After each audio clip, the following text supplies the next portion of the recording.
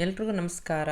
ಇವತ್ತು ಮಕ್ಕಳು ಸ್ಕೂಲಿಂದ ಬಂದರೆ ಅಥವಾ ಶಾರ್ಟ್ ಬ್ರೇಕ್ಗೆ ಚಳಿಗೆ ಏನಾದರೂ ಸಾಫ್ಟಾಗಿರೋದು ಬಿಸಿಯಾಗಿರೋದು ತಿನ್ನಬೇಕು ಅಂತ ಅನ್ಸಿದ್ರೆ ಈ ಒಂದು ತುಂಬ ಮೃದುವಾಗಿರೋವಂಥ ಡೋಕ್ಲಾ ಮಾಡ್ಕೋಬೋದು. ಹೇಗೆ ಮಾಡೋದು ಅಂತ ನೋಡೋಣ. ತುಂಬ ಕಡಿಮೆ ಸಮಯದಲ್ಲಿ ಆಗುವಂಥದ್ದು. ಒಂದು ಪಾತ್ರೆಗೆ 1 ಕಪ್ನಷ್ಟು ಕಡಲೆ ಹಿಟ್ಟನ್ನು ಹಾಕೋತಾ ಇದ್ದೀನಿ. ಅಷ್ಟೇ ಪ್ರಮಾಣದ ಚಿರೋಟಿ ರವೆನ ಹಾಕೋತಾ ಇದ್ದೀನಿ. ರುಚಿಗೆ ತಕ್ಕಷ್ಟು ಉಪ್ಪು, ಒಂದು ಅರ್ಧ ಸ್ಪೂನಷ್ಟು ಅರಿಶಿನ, ಸ್ವಲ್ಪ ಇಂಗನ್ನು ಹಾಕ್ಕೋತಾ ಇದ್ದೀನಿ. ಇದಕ್ಕೆ 1 ಸ್ಪೂನ್ನಷ್ಟು ಶುಂಠಿ ಮತ್ತು ಮೆಣಸಿನಕಾಯಿನ ಪೇಸ್ಟ್ ಮಾಡ್ಕೊಂಡಿದ್ದೀನಿ. 1 ಸ್ಪೂನಷ್ಟು ಸಕ್ಕರೆ, 1 ಕಪ್ನಷ್ಟು ಸ್ವಲ್ಪ ಹುಳಿ ಇರೋ ಅಂಥ ಮೊಸರನ್ನು ಹಾಕ್ಕೋತಾ ಇದ್ದೀನಿ. ಈಗೆಲ್ಲವನ್ನು ಚೆನ್ನಾಗಿ ಮಿಕ್ಸ್ ಮಾಡ್ಕೊಂಬಿಡೋಣ. ಗಟ್ಟಿ ಇದೆ ಅಂತಾದರೆ ಸ್ವಲ್ಪ ನೀರನ್ನು ಹಾಕ್ಕೊಂಡು ಒಂದು ಅರ್ಧ ಕಪ್ಪು ಆಗ್ಬೋದು ಚೆನ್ನಾಗಿ ಮಿಕ್ಸ್ ಮಾಡ್ಕೋಬೇಕು. ಎಲ್ಲೂ ಗಂಟಿರಬಾರ್ದು. ಈಗ ಮಿಕ್ಸ್ ಮಾಡ್ಕೊಂಡಿದ್ದಾಗಿದೆ. ಇದಕ್ಕೆ 1 ಟೇಬಲ್ ಸ್ಪೂನ್ನಷ್ಟು ಎಣ್ಣೆ, ಯಾವುದನ್ನು ನೀವು ಅಡುಗೆಗೆ ಉಪಯೋಗಿಸ್ತೀರಾ ಅದನ್ನು ಹಾಕ್ಕೊಂಡು ಒಂದೇ ಡೈರೆಕ್ಷನಲ್ಲಿ ಇದನ್ನು ಚೆನ್ನಾಗಿ ಮಿಕ್ಸ್ ಮಾಡ್ಕೋಬೇಕು. ಸುಮಾರು ಒಂದು 4 ರಿಂದ 5 ನಿಮಿಷ ಈ ಥರ ಮಾಡಿಕೊಂಡಾಗ ತುಂಬ ಹಗುರವಾಗಿ ಮೃದುವಾಗಿ ಬರುತ್ತೆ. ಈಗ ಮಿಕ್ಸ್ ಮಾಡ್ಕೊಂಡಿದ್ದೀನಿ. ಇದನ್ನು ಸ್ವಲ್ಪ ಹೊತ್ತು ಒಂದು 15 ನಿಮಿಷ ಸೆಟ್ ಆಗೋಕ್ಕೆ ಬಿಡೋಣ. ಅಷ್ಟೊತ್ತಿಗೆ ನೀವು ಯಾವುದರಲ್ಲಿ ಸ್ಟೀಮ್ ಮಾಡ್ಕೋತಾ ಇದ್ದೀರಾ ಅದಕ್ಕೆ ಸ್ವಲ್ಪ ಎಣ್ಣೆನ ಹಚ್ಕೊಂಡು ರೆಡಿಯಾಗಿ ಇಟ್ಕೋಬೇಕು. ಈಗ 15 ನಿಮಿಷ ಆಗಿದೆ. ಚೆನ್ನಾಗಿ ರವೆ ನೆಂದಿದೆ. ಇದಕ್ಕೆ ಸ್ವಲ್ಪ ಗಟ್ಟಿಯಾಗಿದೆ ಅಂತ ಆದರೆ ನೀರನ್ನು ಹಾಕ್ಕೋಬೋದು.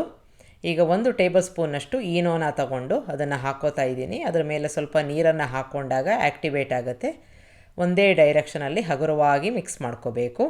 ನೀರು ಈಗಾಗಲೇ ಸ್ಟೀಮರಲ್ಲಿ ಕಾಯೋಕ್ಕೆ ಇಟ್ಟಿರಬೇಕು. ನಾವು ತಟ್ಟೆಗೆ ಎಣ್ಣೆನ ಹಚ್ಕೊಂಡು ರೆಡಿಯಾಗಿ ಇಟ್ಕೊಂಡಿದ್ದೀವಲ್ಲ ಅದಕ್ಕೆ ಈ ಹಿಟ್ಟನ್ನು ಹಾಕ್ಕೋಬೇಕು. ತುಂಬ ಮೇಲ್ಗಡೆ ತನಕ ಬರೋದು ಬೇಡ. ಹಾಗಾಗಿ ಒಂದು ನೋಡಿಕೊಂಡು ತಟ್ಟೆನ ನೀವು ಆಯ್ಕೆ ಮಾಡ್ಕೋಬೇಕಾಗತ್ತೆ. ಇದರ ಮೇಲೆ ಈ ಥರ ರೆಡ್ ಚಿಲ್ಲಿ ಪೌಡರ್ ಇರುತ್ತಲ್ಲ ಅದನ್ನು ಹಾಕ್ಕೊಂಡಾಗ ತುಂಬ ಚೆನ್ನಾಗಿರುತ್ತೆ. ನೀರು ಕಾದಿದೆ. ಅದರಲ್ಲಿ ಈ ತಟ್ಟೆನ ಇಟ್ಕೊಂಡು ಮುಚ್ಚಿ ಒಂದು 15 ನಿಮಿಷ ಮೀಡಿಯಮ್ ಓರಿನಲ್ಲಿ ಇದನ್ನು ಸ್ಟೀಮ್ ಮಾಡ್ಕೋಬೇಕು. ಈಗ 15 ನಿಮಿಷದ ನಂತರ ನಾವು ಚೆಕ್ ಮಾಡಿ ನೋಡ್ಕೋಬೇಕಾಗತ್ತೆ. ಅಷ್ಟೊತ್ತಿಗೆ ಒಂದು ಒಗ್ಗರಣೆ ರೆಡಿ ಮಾಡಿ ಇಟ್ಕೊಂಬಿಡೋಣ.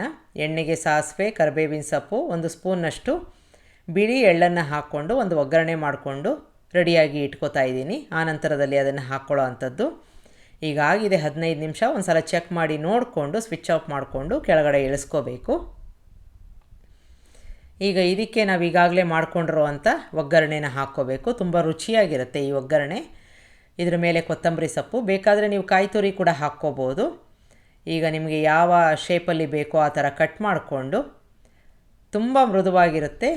ಬಿಸಿ ಇರಬೇಕಾದ್ರೆ ಗ್ರೀನ್ ಚಟ್ನಿ, ಸಾಸು, ಕೆಚಪ್ಪು ಅಥವಾ ನಾರ್ಮಲ್ ಚಟ್ನಿ ಕೂಡ ತುಂಬ ಚೆನ್ನಾಗಿ ಹೊಂದತ್ತೆ. ತುಂಬ ರುಚಿಯಾಗಿರುತ್ತೆ. ಒಂದು ಸಲ ಮಾಡಿ ನೋಡಿ. ಬೇಗ ಆಗುವಂಥದ್ದು. ಏನಾದರೂ ತಿನ್ನಬೇಕು ಬಿಸಿಯಾಗಿ ಎಂದಾಗ ಇದನ್ನು ಮನೆ ಮಂದಿಯೆಲ್ಲ ತಿನ್ಬೋದು. ಸ್ಟೀಮಲ್ಲಿ ಆಗಿರೋದ್ರಿಂದ ನಿಮಗೆ ಎಣ್ಣೆ ತೊಂದರೆ ಕೂಡ ಇರಲ್ಲ. ನಿಮಗೆ ರೆಸಿಪಿ ಇಷ್ಟ ಆದಲ್ಲಿ ಲೈಕ್ ಮಾಡಿ, ಶೇರ್ ಮಾಡಿ, ಕಮೆಂಟ್ ಮಾಡಿ. ನಮಸ್ಕಾರ.